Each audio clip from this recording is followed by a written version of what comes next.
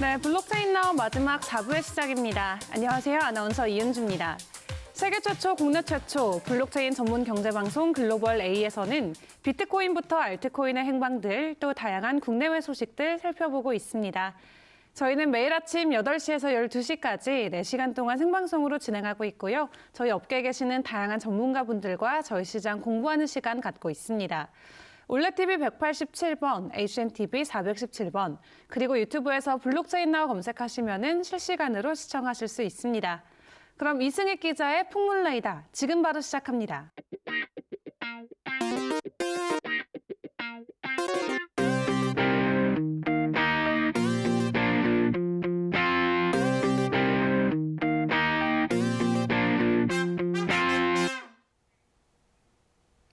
자본시장 심층 취재 코너 풍문레이더 시간입니다. 안녕하세요. 이승익 기자를 대신해서 진행을 맡은 아나운서 배진입니다. 네, 이번 시간에도 재계와 산업계 소식을 또 전해드리기 위해서 스투데이 한훈식 부국장님 모셨습니다. 안녕하십니까? 네, 예, 안녕하세요. 안녕하세요. 예. 네, 오늘 수능 날이라 그런지 또 오늘은 또 포근해요. 예. 오시는데 또 차 밀리시거나 아니요, 그러진 전혀 안 않으셨어요? 밀렸습니다. 예. 아, 그래요? 다행입니다. 네, 오늘 두산에 대한 소식을 예. 들고 오셨다고요. 예, 예. 네네. 이게 두산 이야기로 시작을 해보겠습니다. 예. 예, 박용만 전 회장이 예. 2016년에 그룹 회장직에서 물러났잖아요. 예. 이 상징적인 의미로 가지고 있었던 이 두산 경영연구원 회장직합을 유지하다가 예. 또 그마저도 이제 또 내던졌다 이런 소식이 들려왔습니다. 예. 또 아들인 박소원 또 오리콘 부사장과 또 박재원 두산 중공업 상무와 함께 회사를 떠난다는 건데요. 예. 박용만 전 회장은 또 구조조정 전도사로 또 알려져 있어요. 예, 네. 맞습니다. 먼저 질문 하나 드릴게요. 혹시 두산하면 떠오르는 게 뭐죠? 두산하면 중공업, 중공업, 뭐 또 건설 이렇게 건설. 생각이 아. 나는 것 같아요. 이게 20대시죠? 네네. 40대 이상은 두산하면 떠오르는 게 KFC, 오. 그리고 버거킹, 오. 그리고 코카콜라. 처음 듣네요. 이 브랜드를 두산에서 먼저 들여왔었습니다. 그러다가 코카콜라 같은 경우에는 그 옛날 두산이 일종의 바틀링 업체였습니다. 미국에서 원액을 수입해서 국내에서 병주입을 하는 그런 업체였습니다. 오. 그러다가 이걸 미국 본사한테 넘겼고 버거킹, KFC도 이렇게 다른 업체에 넘겼습니다. 그리고 굉장히 어떤 소비자와 접점에 있는 사업을 했었습니다. 네. 그러다 보니까 소비자하고 굉장히 친숙도가 높았습니다. 네. 그러다가 IMF 전에 박용만 회장 중심으로 그때는 주두산 회장이었습니다. 네네. 주두산 대표이사 사장이었습니다. 당시 기업 구조조정을 했습니다. 뭐 사실 아까도 말씀을 안 드렸는데 오비 맥주도 두산 거였습니다. 오비 맥주도 매각하고 KFC 소비재 산업을 매각하면서 중공업 쪽에 그룹에 있던 핵심 역량을 투여하기 시작했습니다. 네. 당시 한국중공업이던 한국중공업을 인수해서 두산중공업으로 탈바꿈했고 당시 또 대우 종합기계를 인수를 해서 두산 인프라코어로 탈바꿈시켰습니다. 그런 두산의 어떤 그런 체질을 DNA를 그러니까 변력시킨 게 이건 박용만 회장이라고 또 재계에서 이렇게 평가하고 있습니다. 아, 네, 그렇습니다. 예. 또 소비재 회사로 시작했다, 뭐 이런 말까지 먼저 해주셨어요. 또 근데 이 박용만 전 회장이 상징적으로 가지고 있던 이 두산 경영연구원 회장 이 직함까지 내려놨다. 이러면 뭐 거의 경영 일선에서 완전히 물러난다 이런 뜻으로 봐도 되나요? 예, 맞습니다. 지금 박용만 회장 나이가 1955년생입니다. 우리 나이로 56, 57 정도 되는데 굉장히 활발히 경영 활동을 할 수도 있는데 굳이 경영에서 손을 뗐습니다. 손을 떼면서 이렇게 아들들 박서원, 오리콤 상무 등도 같이 그 모든 직을 내려놓았습니다.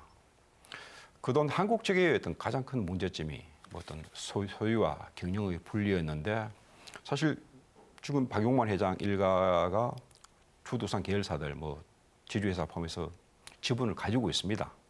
일각에서는 혹시 이렇게 계열사 지분을 갖고 있으니까 바깥쪽에서 나름대로 이렇게 어떻게 뭐 상황 경영이 하는 게 아닌가 하는 그런 우려도 나오고 있는데 네. 재계에서는 완전히 손을 뗀 것으로 이렇게 보고 있습니다. 아, 그러면 뭐 재계 또 일부에서는 이게 일종의 어떤 아름다운 퇴장이다. 아름다운 퇴장이다. 박수 칠 때 떠나라 그런 말 있지 않습니까? 그렇죠, 그렇죠. 예, 예. 그렇게 볼 수 있겠네요. 예, 그러면 또 두산 4세 경영이 그럼 본격화됐다 이렇게 볼 수 있는 예, 지금 거죠? 두산그룹 회장은 박정원 회장이 맡고 있습니다. 고 박용현 회장의 맏아들입니다. 뭐 우선 회장직함은 맡고 있었지만 네. 그래도 삼촌이 그룹 내에 있었지 않습니까? 그렇죠. 아무래도 뭐 그런 것이 어떤 그룹 활동을 해가는데 조금 걸림돌이 되었을 것으로 판단됩니다. 이번에 박용만 회장이 완전히 물러남으로써 두산의 어떤 4세 경영이 꽃을 피울 것으로 나름대로 기대하고 있습니다. 그렇군요. 그럼 4세 경영이 꽃을 피운다. 네. 근데 박 전 회장이 또 공중파 다큐멘터리에 직접 출연하기도 했었고 또 네. 라디오 토크쇼에 나올 정도로 또 대중적 인지도가 높잖아요. 맞습니다. 네. 보통 그 그룹 회장님하고 떠오르는 이미지가 어떤 거죠? 좀 엄격하고 예. 좀 뭔가 좀 중심을 잡아야 할 것 예, 예. 같고 그렇죠. 말도 굉장히 목소리도 깔고 네네네. 김 박사 불러주시게 뭐 이런 식으로 네, 하는데 그죠. 박용만 회장 같은 경우 굉장히 친숙도가 높습니다. 10년 전인가 SBS 다큐멘터리에 출연해서 일상을 생활을 그대로 보여줬습니다. 집에서 뭐 밥 먹는 거, 회사 출근하는 그런 모습, 진짜 사람 냄새가 나는 듯 그런 모습이었습니다. 그러다가 작년인가 올 초에 그 뭐 CBS 쪽 라디오 쪽이죠 김현정 뉴스 토크쇼인가 거기서 출연해서 네네. 45분 동안 일상생활, 자기가 살아온 학창 시절이라든지 경영 활동이라든지 그런 걸 쭉 이야기를 했었습니다.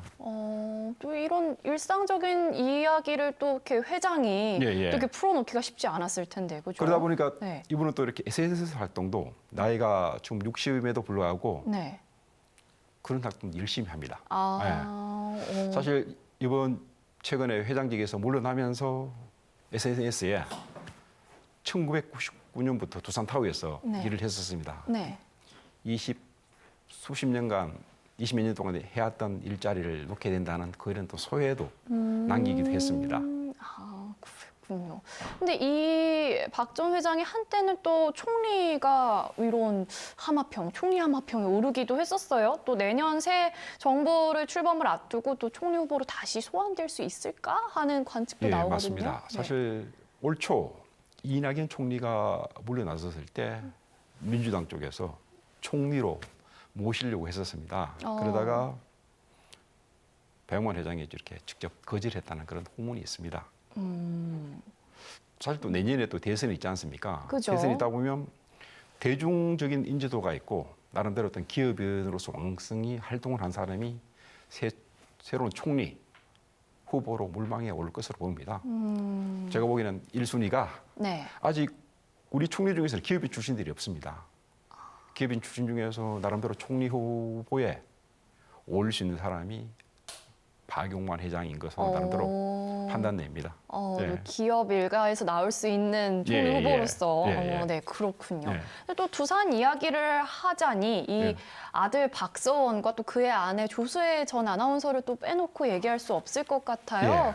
뭐 또 관계 불화설도 있었고 이래서 예, 예, 또, 예, 예. 또 관심이 더 쏠리고 있는 모양인데. 사실 어떻게 보면 박서원 지금 전 오리콘 부사장이죠. 네. 부사장인데 뭐 이렇게 얘기를 들어보니까 고등학교 때 공부를 굉장히 못했답니다. 그냥 뭐 이렇게 53명 중에서 51등 굉장히 저렴한 성적을 보였답니다. 그러다가 국내에서 대학을 못 갔습니다. 못 가고 20대 후반에 미국에서 늦게 공부했습니다. 미국에서 스쿨 오브 비주얼 아츠 쪽을 나왔고 주로 광고, 그리고 시각 디자인 쪽을 공부를 했었습니다. 그러다가 뭐 두산 매거진 대표이사 그리고 오리콤 부사장을 맡았습니다. 맡고 결혼한 게 10몇 년 전이죠. 조수혜 아나운서하고 결혼한 게. 그죠? 그때 뭐 어떻게 보면 좀 장안에 있던 화제를 낳기도 했었습니다. 나이 차가 한 13살 정도 차이 나는 걸로 네, 알고 많이 있습니다. 나는 걸로 알고 있어요.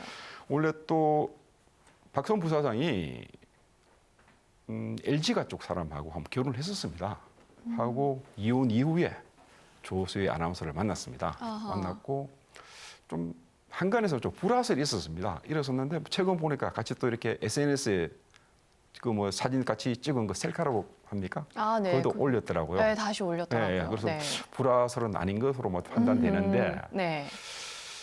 그동안 그 조수희 아나운서 같은 경우에는 어떻게 보면 재벌가 며느리 아니었습니까? 그러다가 원래 있던 본업인 아나운서 활동을 못 했었는데 이번에 뭐 박용만 일가가 다 이렇게 두산 그룹에서 나오게 되면서 활동을 재개할 수 있다는 그런 관측이 나오고 있습니다. 아, 네. 또 뭐 불화설도 거치면서 또 활동도 재개할 수 있다. 뭐 이런 예, 예, 이야기까지 예, 네, 예, 나눠주셨습니다. 예, 예.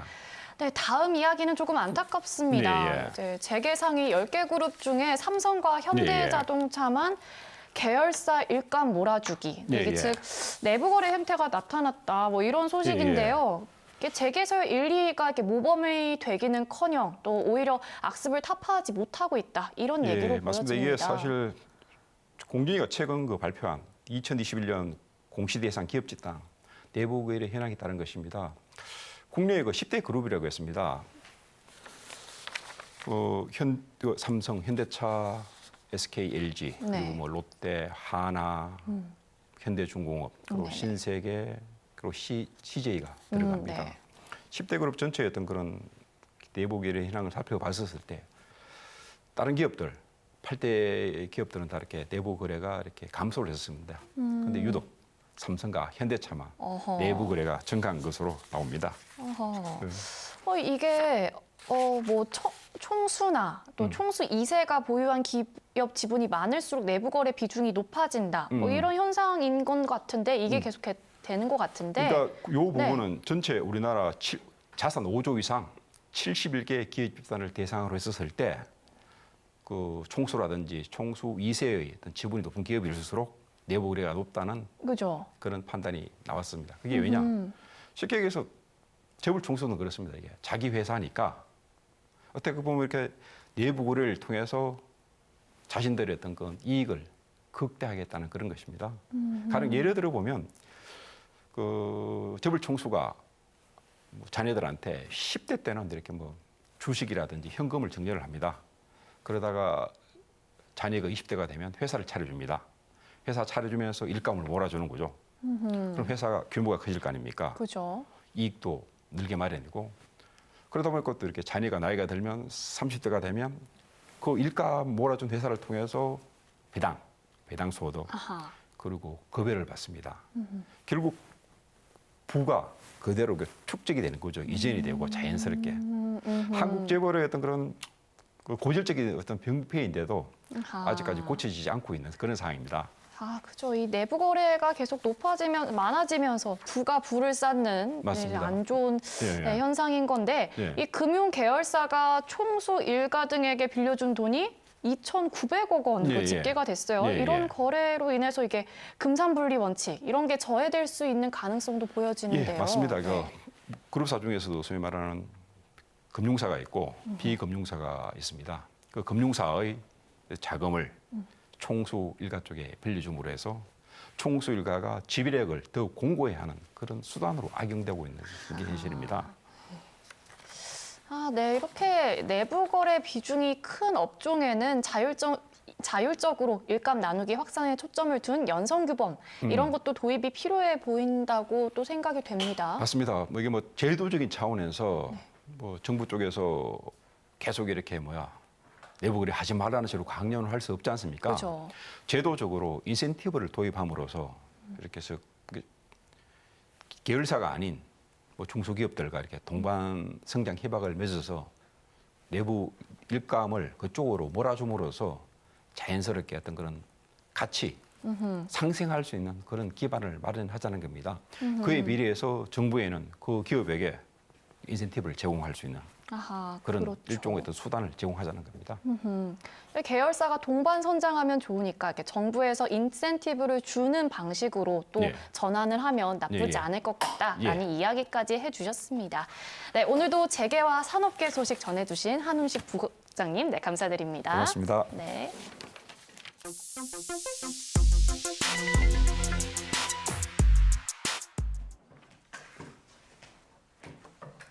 네, 한 주간의 증시 이슈에 대해서 살펴보는 코너입니다. 스투데이 김필주 기자님과 함께합니다. 네, 안녕하세요. 네, 안녕하세요. 네. 네, 바로 이야기 들어가 보겠습니다. 디스플레이 장비 업체 베셀 이야기로 시작해 보겠습니다. 이 코스닥 상장사 베셀이 갑작스럽게 주권 매매 거래 정지가 됐습니다. 이 자칫하다가는 상장 폐지까지 할 수 있는 그런 상황까지 오게 됐어요. 네. 네, 그럼 이게 갑자기 거래가 정지된 이유가 뭘까요? 예, 그 17일 한국거래소 코스닥 시작본부에 따르면 이 베셀의 5월 3분기 매출액이 3억 원 미만으로 기록되면서 이 상장 적격성 실질 심사 사유가 발생했다고 밝혔습니다. 그러다 보니까 이제 주식 거래도 매매를 정지를 했는데요. 이 거래소는 오는 12월 6일까지 베셀에게 이 조사를 해서 실질 심사 대상 여부를 결정을 할 예정이라고 밝혔습니다. 아, 네. 그러면 이런 검사를 실시를 할 경우에 상장 네. 폐지가 될 수도 있는 건가요? 예, 이 향후 15일 내에 베셀은 영업의 지속성에 대해서 이제 소명을 해야 됩니다. 이 소명하지 못할 경우에 이 상장 적격성 실질심사 대상에 지정이 되고요. 만약에 소명을 제대로 해서 실질심사 대상에 해당하지 않을 경우에는 매매 거래 정지가 바로 해제가 됩니다. 하지만 이 소명을 제대로 하지 못해서 이제 실질심사 대상에 해당이 되면 이 기업심사위원회에서 개선 계획서를 받아서 이 회사를 계속 상장을 유지할지 아니면 상장 폐지를 할지 결정을 하게 됩니다. 이 거래소는 실질심사 대상 여부를 영업 지속성, 재무 건전성, 경영 투명성 이렇게 다양하게 기업이 지속적으로 상장을 유지할 수 있는가에 대해서 심사를 한 후에 이 상장을 계속 유지할지 결정을 하고요. 만약에 평가가 좋지 않다면 말씀하신 상장 폐지까지도 가능성이 있습니다. 네, 이 상장 폐지가 될지 말지 위기에 놓인 회사, 이 네. 베셀은 어떤 회사인가요? 예, 베셀은 디스플레이 장비 제조를 하고 그다음에 설치를 하면서 항공 부문, 필름 소재 개발 부문도 하고 있는 회사입니다. 이 항공과 필름 소재 개발은 자회사를 통해서 하고 있고요. 이 디스플레이를 장비를 개발하고 제조하는 이 사업은 이 본사가 하고 있습니다. 이 베셀은 5월 3분기 별도 기준 매출액이 2억 7,300만 원을 기록을 했는데요. 지난해 같은 기간 186억 원에 비해서 상당히 줄은 수치입니다. 이 별도 기준으로 잡히는 매출액은 모두 이 디스플레이 장비를 제조하고 판매하는 매출입니다. 베셀은 이 디스플레이 장비를 대부분 이 중국 업체에 납품을 하고 있는데요.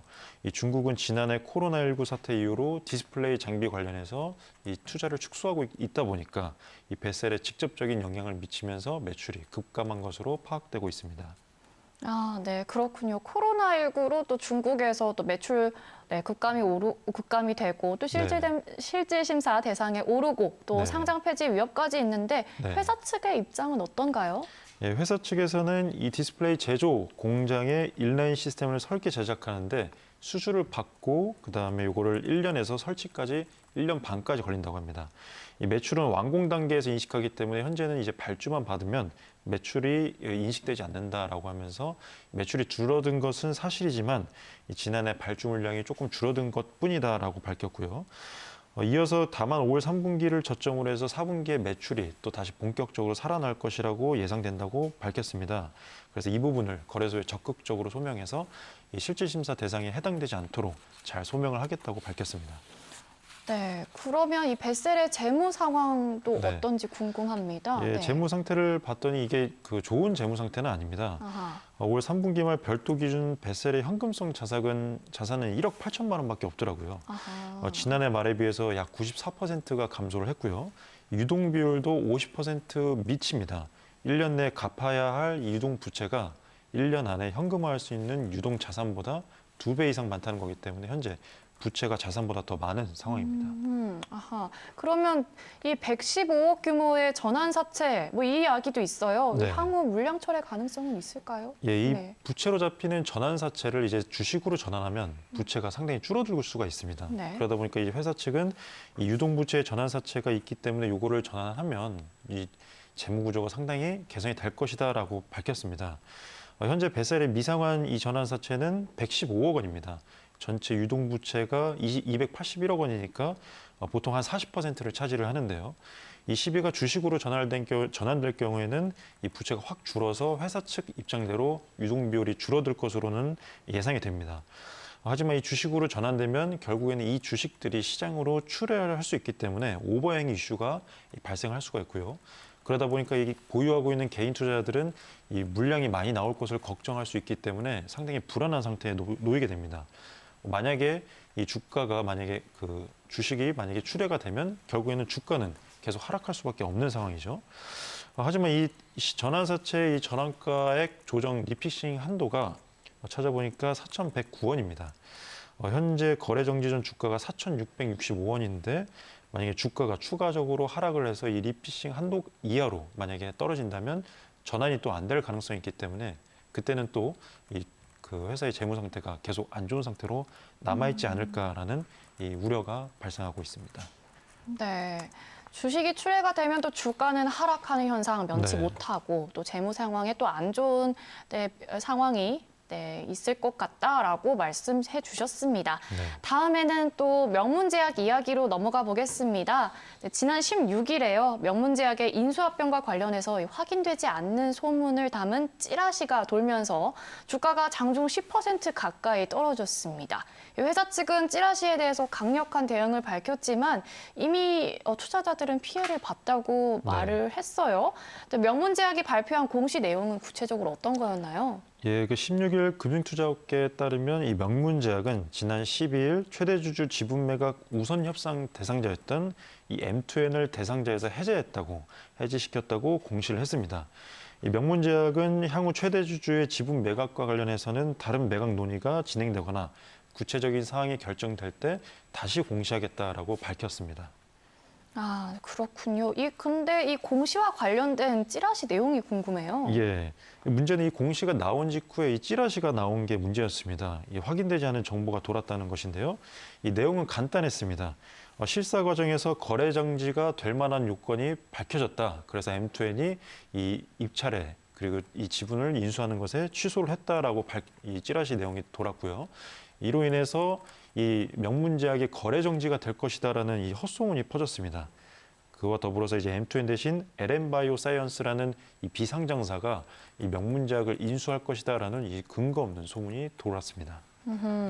근데 이 소문이 또 네. 조직적으로 퍼졌다는 소문이 또 돌아요. 네, 맞습니다. 이 소문이 그냥 단순히 온라인에 돌았다는 게 아니라 이 포털 사이트의 종목 토론방에서도 상당히 많이 게시글이 올라왔었고요.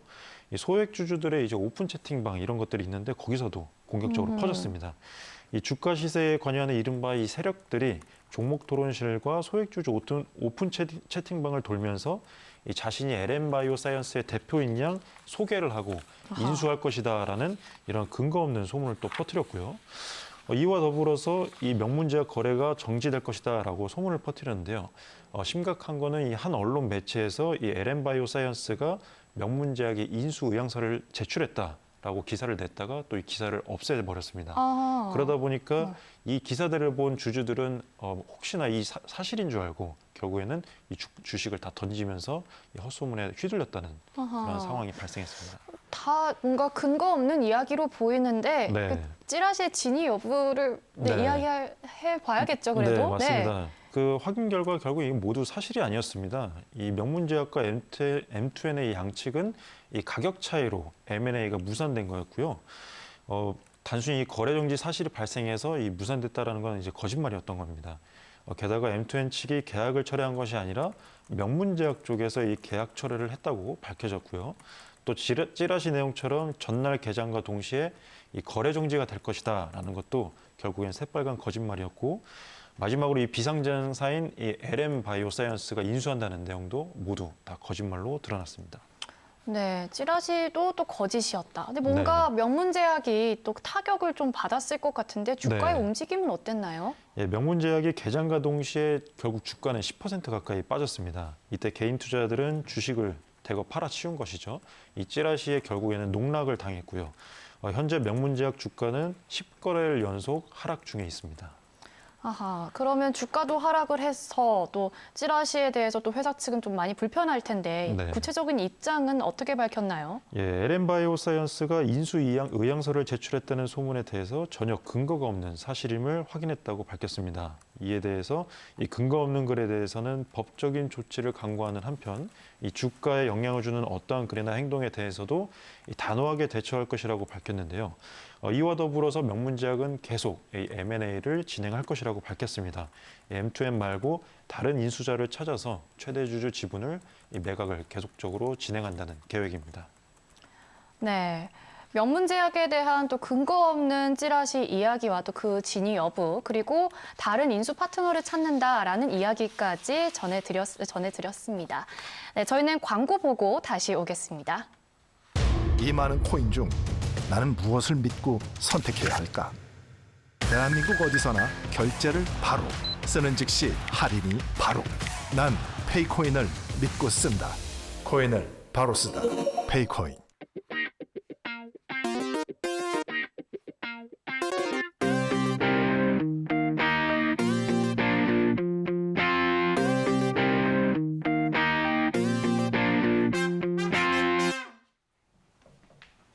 네, 저희는 이어서 NC소프트 주식 관련해서 이야기 나눠보도록 하겠습니다.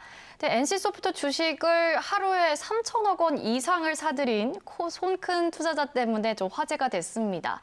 근데 이 슈퍼개미가 그날 순매수했던 대부분의 주식을 또 매도한 것으로 알려져서 논란이 됐는데요. 이 슈퍼개미 언제 얼마나 매수한 건가요? 예, 지난 11일 NC소프트는 역대 최대치 거래량을 기록하면서 상한가에 기록을 했습니다. 이날 거래량의 20%가 특정 개인 투자자가 매수를 했다고 이제 드러났는데요. 이 순매수 금액만 약 3,500억에서 4,000억 수준입니다. NC소프트의 거래대금은 2조 6,372억 원으로 역대 최고치를 기록을 했는데요. 종전 NC소프트 하루 거래액 최고는 2017년의 6월에 8,500억 원 수준이었는데 지난 11월에 그에 한 3배 정도 이상 거래량이 폭발을 했습니다. 아하, 하루에 거래량을 20%가 개인이 했다. 좀 참 대단한데 네. 그 신사업 발표와 맞물려서 또 급상승했다 뭐 이런 말도 있어요. 네, 맞습니다. 이날 공교롭게도 NC소프트가 NFT 관련 사업을 진출한다고 밝혔습니다. 이에 대해서 증권가에서는 이제 다양한 시각을 보였는데요. 성종화 이베스트 투자증권 연구원은 이 리니지 W 출시 초반에 예상을 뛰어넘는 대호조 실적 전망이 있었고, 이와 더불어서 발표한 NFT 그리고 메타버스 시장 진출하면서 사업 잠재력을 감안해서 이 멀티플을 상향하고 그리고 강력 매수한다고 의견을 제시했습니다. 반면에 이 한지영 키움증권 연구원은 현재 국내 증시가 뚜렷한 모멘텀 없이 NFT라든지 메타버스, 친환경 이러한 테마로만 연결되고 있는 쏠림 현상이 일어나고 있다면서 테마에 대한 쏠림 현상이 극도로 진행되면 이 과열 단계에 진입했을 가능성이 높기 때문에 투자자들의 주의를 요구한다라고 밝혔습니다. 네. NFT와 또 메타버스 관련해서 신사업 진출 이야기가 나오면서 또 주가가 급상승했다 이렇게 네. 이야기해 주셨습니다. 근데 상한가 기록 후에도 갑자기 급락했다고 네. 하더라고요. 그 이유가 어떻게 될까요? 예, 거래소는 지난 12일에 이 하루 동안 NC소프트를 투자주의 종목으로 지정을 했습니다. 이 시장 감시를 통해서 매매 패턴을 조사한다고 착수를 했는데요. 이 개인 투자자가 시세 조종이나 혹은 미공개 정보를 이용해서 매수한 것이 아니냐라는 이런 것들을 조사하기 위해서 조사에 착수를 했었습니다. 이 소식이 전해지고 또한 이 과도한 물량을 갖고 왔기 때문에 언젠간 이 물량이 또 출회될 수 있다라는 오버행 이슈가 겹치면서 주가는 이날부터 이틀간 약 16%가량 하락을 했습니다. 그렇군요. 또 투자 유의 종목으로 또 지정되고 또 주가도 16% 하락하고. 근데 이 개인 투자자는 또 보유 주식을 매도한 건가요? 네, 맞습니다. 네. 이어서 한국거래소가 이제 밝혔는데요. 15일 날 이 개인 투자자 한 명이 NC소프트 주식 53만 주를 순매도했다고 밝혔습니다. 이 증권가에서는 이 투자자가 NFT 소식에 NC소프트를 대량 매집을 했다가 이후 주가가 이틀 연속 하락하니까 결국에는 이 손절을 한 것으로 이 파악을 하고 있습니다. 또 두뇌 회전이 빠른 것 같네요. 손절했다고 하니까. 네. 네, 증권업계에서 추정하는 손익은 어느 정도인가요? 네, 해당 투자자의 매입 평균가가 공개되지 않았기 때문에 이 정확한 손실 여부는 알 수가 없습니다. 하지만 이 한 금융투자업계 관계자에 따르면 이 거래 규모나 NC소프트의 주가 등을 고려했을 때 이 슈퍼개미가 최소 300억 원 이상의 손실을 봤을 것이라고 추정을 하고 있는 상황입니다. 네, 그렇군요. 또 손실 여부를 또 정확히는 알 수는 없지만 추정치다라고 이야기해 주셨습니다. 다음 이야기는 플레이그램 이야기로 들어가 보겠습니다. 네, 지난달에 플레이그램이 김재욱 신규 대표이사를 선임하면서 새 주인을 맡게 됐습니다. 동시에 경영권 변경 절차를 밟으면서 또 회사에 900억 원이 넘는 현금이 쌓일 거다, 뭐 이런 관측이 있어요. 또 플레이그램, 또 처음 들으시는 분들도 있으니까 네. 어떤 회사인지 설명해 주세요. 예, 플레이그램은 최근에 이제 사명이 바뀐 회사입니다. 이 NK물산이라는 회사가 사명을 바꿨는데요.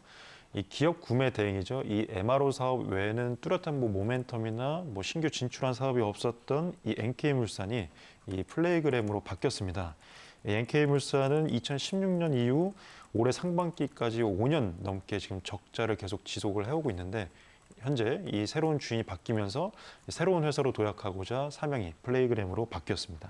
아하, MK물산이 플레이그램으로 바뀐 거고 또 5년 넘게 적자를 이어오고 있어서 이번 취임하는 대표에 대해서 좀 네. 기대가 많을 것으로 보여요. 맞습니다. 새로 취임하는 이 김재욱 대표 어떤 네. 사람인가요?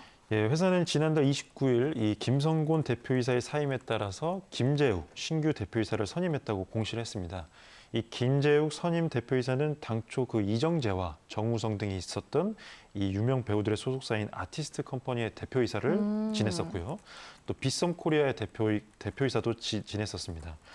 이 김재욱 대표는 2017년에 이 코스닥 상장사인 비덴트를 시작으로 버키 스튜디오, 인바이오젠 등을 품에 안아서 경영했던 이 경력이 있는 아주 전문 경영인 출신입니다. 아, 그렇군요. 아티스트 대표이사, 또 빗썸 대표이사이기도 했고 네. 전문 경영인이다 이렇게 말씀해 주셨는데 플레이그램 경영권 인수 이유가 궁금해요. 예. 네. 그 관리 종목 편입 등 우려가 없는 이 NK물산을 인수한 이유는 말씀드린 대로 관리 종목에 대한 편입 우려가 없습니다. 이 관리 종목 편입 우려가 있는 대부분의 상장사는 이제 코스닥 상장사인데, 네. 이 코스피 상장사는 이 영업 적자, 영업 손실로 인해서 관리 종목이 되지 않기 때문에 이 운영하기에 좀 더 수월하다는 관측이고요. 또 올해 상반기 기준 현금성 자산이 245억 원을 기록을 했고요. 부채 비율은 9.8%에 그치는 등 이 재무 구조 개선 작업이 마무리됐다는 점에 긍정적인 영향을 미쳐서 이 플레이그램을 인수한 것으로 보입니다. 이렇게 다양한 이 기반이 마련되어 있기 때문에 신규 사업을 진출하기에도 최적의 조건이었다라고 업계에서는 판단하고 있습니다. 네, 이렇게 새로운 대표가 취임하는데 또 새롭게 추진할 사업도 있어 보여요. 네. 또 신규 진출 사업이 있을까요? 네, 이 플레이그램에서는 이 일발 장전한 이 현금을 갖고 신규로 추가로 사업을 추가했습니다. 이 NFT 사업과 소셜 카지노 사업이 바로 그 사업인데요. 여기에 참여한 이 경영진에는 김 대표와 함께 비덴트 등에서 호흡을 맞췄던 이정승 문창규 사내이사와 손정수 사회이사가 참여하면서 앞으로의 그 신규 사업에 대한 진출이 아주 기대되고 있는 상황입니다. 네, 그렇게 신규 사업에 진출하려면 또 현금 확보 규모도 궁금해요. 네, 맞습니다. 그 경영권 변경을 통해서 이제 회사에는 약 900억 원 가량의 이 현금이 쌓였는데요. 경영권 구주 거래를 제외하고 유상증자와 전환사채 발행과 맞물려서 이 종속회사 지분 처분 등으로 인해서 900억 원 이상의 현금이 확보가 됐습니다. 이 현금을 확보한 이 900억 원을 통해서 이 NFT 사업과 소셜 카지노 사업에 공격적으로 참여할 것으로 보입니다. 네, 플레이그램의 새 대표 선임과 또 플레이그램이 어떤 회사인지 또 새로운 진출 사업은 어떤 게 있는지 말씀해 주셨습니다. 네, 증시 하디슈 전해주신 김필주 기자님 고생 많으셨습니다. 네, 감사합니다. 감사합니다.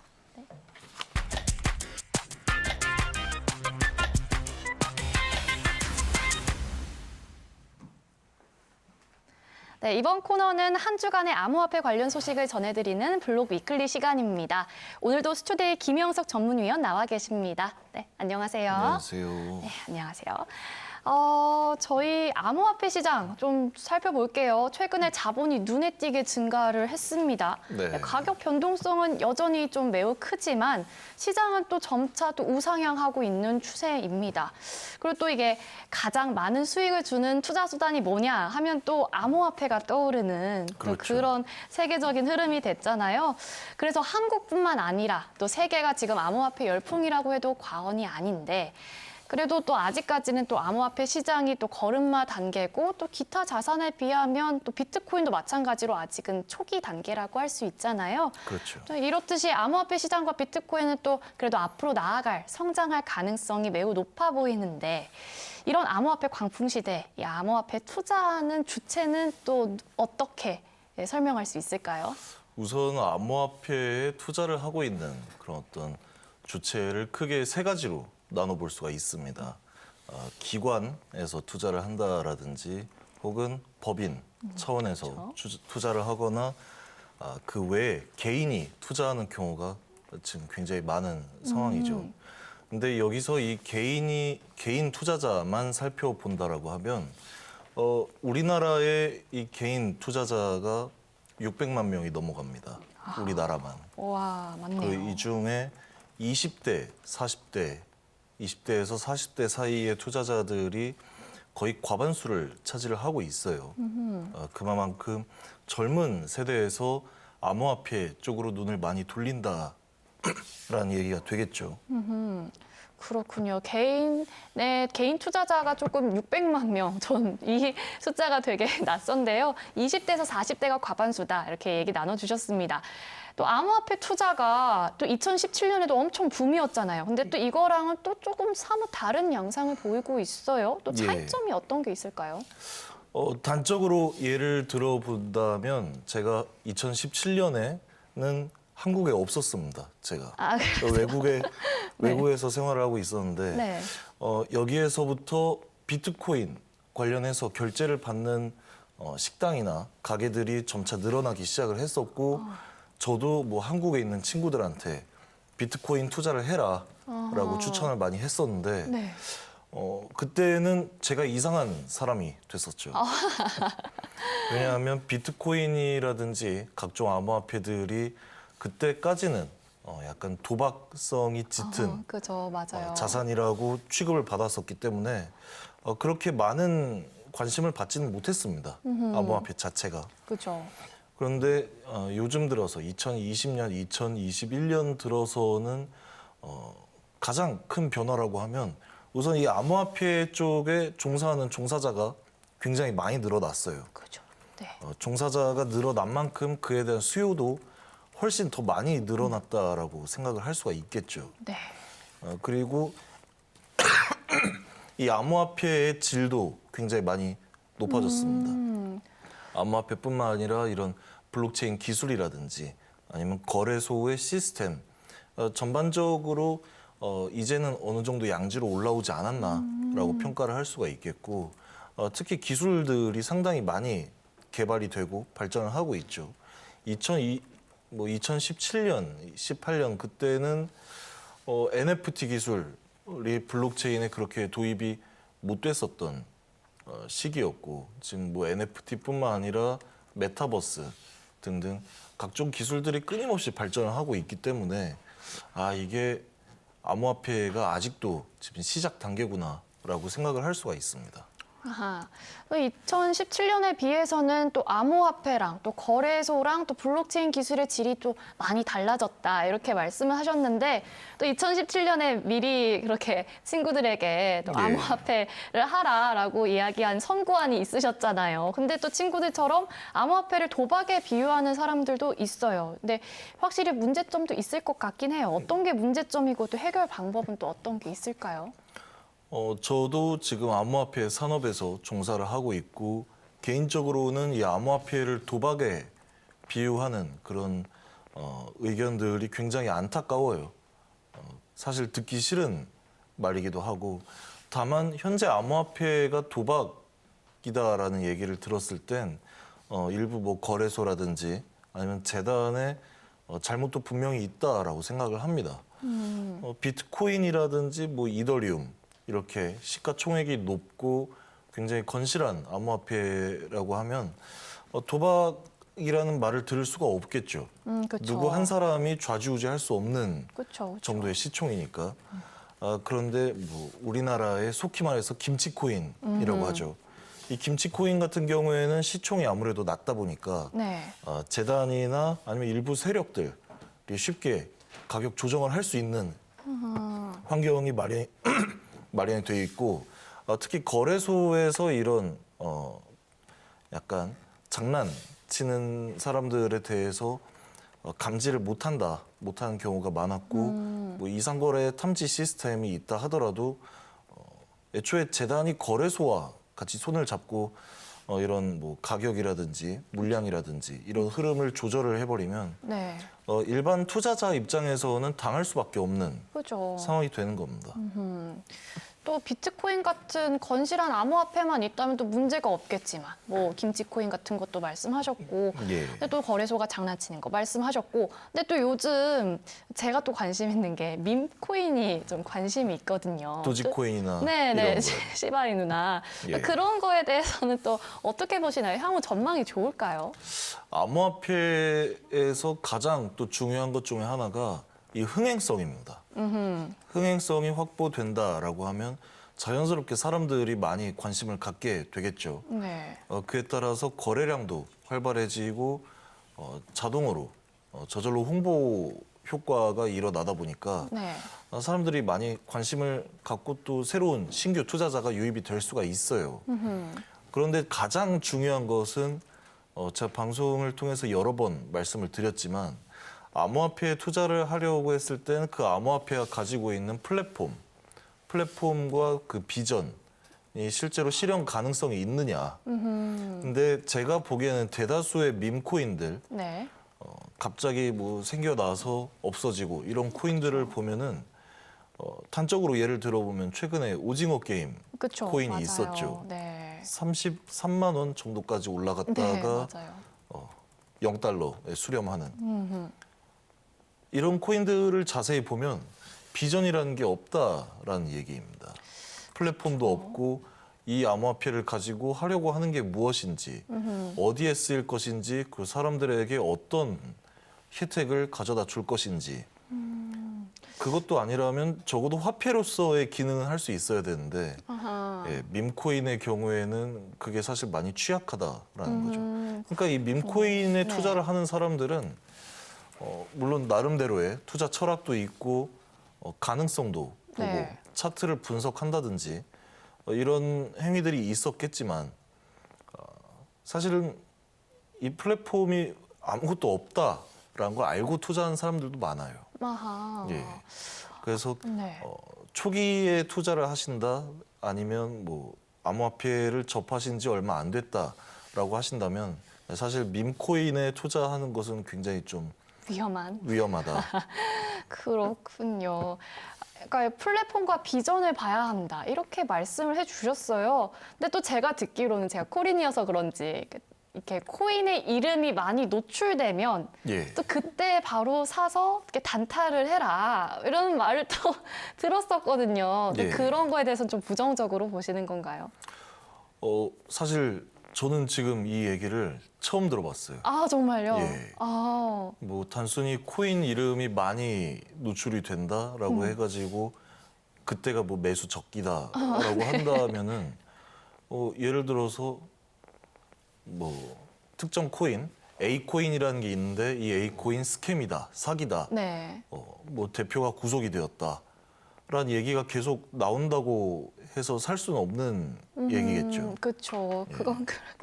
네, 그건 그렇죠. 무슨 말씀을 하시는지는 네. 알 것 같아요. 뭔가 많이 노출이 예. 되면. 사람들이 많이 떠들고 하면은 맞아요. 이게 매수 적기다라는 네, 네, 네. 얘기들이 있었던 때가 있었어요. 맞아요. 근데 요즘에는 그게 어떻게 또 얘기가 되고 있냐면 사람들이 많이 떠들어요. 뭐 특정 코인에 대해서 뭐 A 코인 올라갈 거다, A 코인 뭐 어떤 코인이다, 뭐 어디 거래소 상장할지도 모른다 이렇게 얘기하면 그 댓글 한번 자세히 보시면 아실 거예요. 댓글에 뭐라고 써져 있냐면 이 글 보고 풀매도.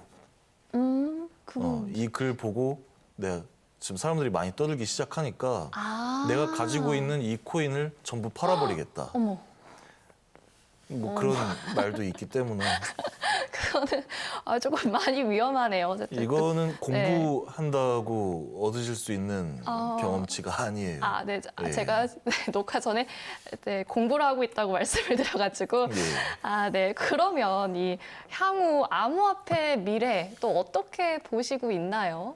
네. 현재 암호화폐 같은 경우에 아까도 말씀드렸지만 2017년 그리고 2018년 그때 암호화폐와 상당히 다른 양상을 보이고 있어요. 특히 은행권이나 아니면 월스트리트에서도 암호화폐를 자산으로 취급을 하고 거래를 활발히 하고 있죠. 네. 그렇기 때문에 본격적으로 암호화폐가 이제는 어느 정도 인정을 받지 않았냐, 혹은 뭐 금융시장에 편입이 원만하게 되지 않았나라고 생각을 하고 있어요. 아직은 초기 단계고 진입 단계이긴 하지만 앞으로 뭐 지금 2017년 대비해서 지금까지 4년밖에 지나지 않았습니다. 그렇죠. 4년 만에 이 정도의 성장세와 관심 그리고 이슈 정도가 됐다라고 하면은 앞으로 10년 뒤, 20년 뒤에는 어디까지 성장을 할지가 예측이 안 된다라는 거죠. 다만 그 예측은 어느 정도 성장을 할 수 있을지 예측이 안 된다 뿐이지 저는 암호화폐가 사라지거나 없어진다라고 생각을 하진 않습니다. 이 암호화폐 초기에 사람들이 이른바 튤립 파동과 많이 비유를 했었는데 네, 맞아요. 그때 암호화폐, 특히 비트코인을 튤립과 비유해서 이건 사기다, 도박이다라고 얘기했던 사람들 더 이상 그 얘기를 못 하고 있어요. 왜? 비트코인이 한국 한화로 뭐 7천만 원, 8천만 원 돌파를 하고 있기 때문에 네. 더 이상은 비트코인이 튤립이 아니라 이젠 금과 맞아요. 비유되는 게 네. 정확하다라는 의견이 나오고 있고 사실 어느 산업이나 시장도 마찬가지겠지만 지금 비트코인이 아무리 이렇게 관심을 받고 크게 성장을 한다 해도 아직은 걸음마 단계입니다. 생겨난 지 채 20년도 되지 않았기 때문에 2011년에 최초로 비트코인이 발행이 되고 백서가 발행이 된 이후부터 지금까지 아직 비트코인 채굴도 끝이 안 났어요. 비트코인 채굴이 끝이 나고 본격적으로 이 시장이 팽창이 되기 시작하면 그 팽창의 규모는 마치 이 우주의 시작이었던 빅뱅과도 같은 그런 팽창이지 않을까 생각을 하고 있습니다. 멋있는 말이었어요. 네. 아직 걸음마 단계지만 또 암호화폐를 자산으로 또 취급하기 시작했고 또 2017년부터 지금까지 또 4년밖에 안 지났는데 또 이런 자리까지 올라왔으니까 또 밝은 전망을 가지고 있다, 밝은 미래를 가지고 있다 이렇게 말씀해 주셨습니다. 그렇다면 결국에 현명한 암호화폐 투자는 결국 개인의 몫인 거겠죠? 네. 그렇죠. 암호화폐 투자 관련해서 현재 카카오톡 방도 많이 늘어나고 있고 업체들도 많이 늘어나고 있고 그에 비해서 또 사기도 굉장히 많이 늘어나고 있어요. 네. 내가 이 정도의 분석을 하니 혹은 내가 거래소에 누구랑 잘 안다 아니면 내가 이 재단을 차리고 있는데 이 재단의 대표로서 가격을 뭐 10원에서 100원, 200원까지 끌어올리겠다. 이런 제안들이 굉장히 많이 들어옵니다. 네. 저한테도. 오. 저뿐만이 아니라 암호화폐 산업과 굉장히 거리가 먼 지인들한테도 그런 제안들이 많이 들어와요. 그만큼 전국적으로, 전 세계적으로 암호화폐에 대한 관심이 굉장히 늘어나다 보니까 사람들이 이런 유혹에 빠지기가 쉽다라는 얘기입니다. 하지만 이 암호화폐에 투자하는 데 들어가는 그 원화, 그것만큼 사실 소중한 자산이 없는 거거든요. 그렇죠. 가지고 있는 돈을 잘 지키는 것, 그게 더 중요한 것이기 때문에 자신이 없다면 과감하게 암호화폐 투자는 좀 포기를 하는 게 맞다. 그러나 투자를 하고 싶다면 충분히 공부를 하고 재단에 대해서 어떤 사업을 하는지 그리고 플랫폼이 어떻게 구성이 되어 있는지 이 정도에 대해서 열심히 공부를 하고 투자한다라고 하면 사실 암호화폐만큼 매력적인 또 투자 수단이 없죠. 그렇죠. 네. 그렇기 때문에 스스로 많이 알아보고 찾아보고 공부를 하고 나름대로의 분석 툴을 갖추고 하는 그런 현명한 투자를 했으면 하는 바람입니다. 네. 암호화폐에 대한 관심이 높아지고 또 유혹에 대한 그런 길도 많지만 재단 사업이나 플랫폼 구성이나 또 그런 것들을 공부하다 보면 자신만의 투자 툴을 만들 수 있으니까 현명한 투자를 할 수 있을 거다라고 이야기 나눠주셨습니다. 오늘도 암호화폐 관련해서 이야기 나눠주신 김영석 위원님 감사합니다. 네, 감사합니다. 네, 감사합니다. 네, 단계적 일상 회복을 시작하면서 또 마스크 착용이나 손 씻기 같은 개인 방역에 또 소홀해지는 시점인 것 같습니다. 또 아직도 신규 확진자 추이는 또 증가세를 보이고 있으니까요. 개인 방역에 더 신경 써 주시고 또 남은 한 주 따뜻하고 건강하게 보내시길 바라겠습니다. 네, 저희는 다음 이 시간에 찾아뵙겠습니다. 시청해주신 여러분 고맙습니다.